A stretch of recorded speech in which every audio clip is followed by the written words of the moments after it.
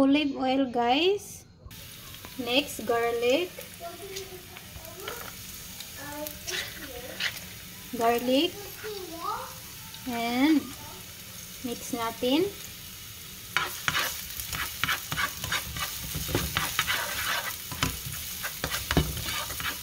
So, kapag na golden brown, follow natin ang onion.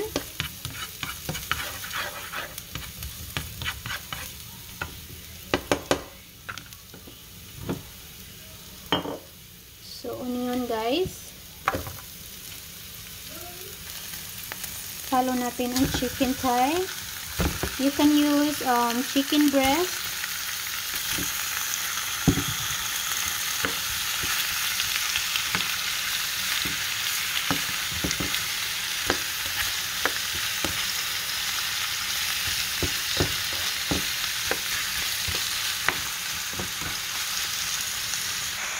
So, black pepper and garlic powder next. So, black pepper and garlic powder.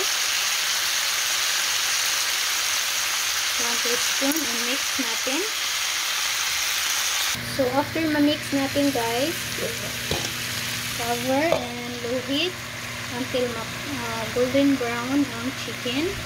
So, oyster sauce, guys, mga 2 spoon. Kapag naluluto ng chicken, so lagay natin 2 spoon ng oyster at i-mix properly natin, guys.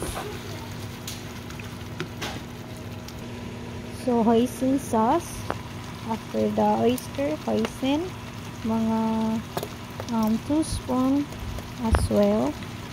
So mix properly. So don't cover, guys, just leave like that. Kasi mag-wait tayo until mag-sticky yung sauce. So ganyan lang, guys, ang gagawin ko sa pagluluto ng aking chicken thigh with Thai bisa. So mag-wait ako until mag-sticky ang sauce before ko ilagay ang ating Thai basil. So, ganyan. So nag-sticky na ang sauce, guys. So, time to dapat, guys, i-mix natin properly at i-low heat natin para hindi siya masunog. Just low heat para yung sauce is mag-maintain, guys. So, that's it. And then, I will get some Thai basil sa garden. So, not too much, guys. Saktong-sakto lang na sa chicken natin kasi I have only 4 pieces of fried chicken. So, not too much of Thai basil, guys. So, saktong-sakto lang ang ating kukunin. So, yan, guys.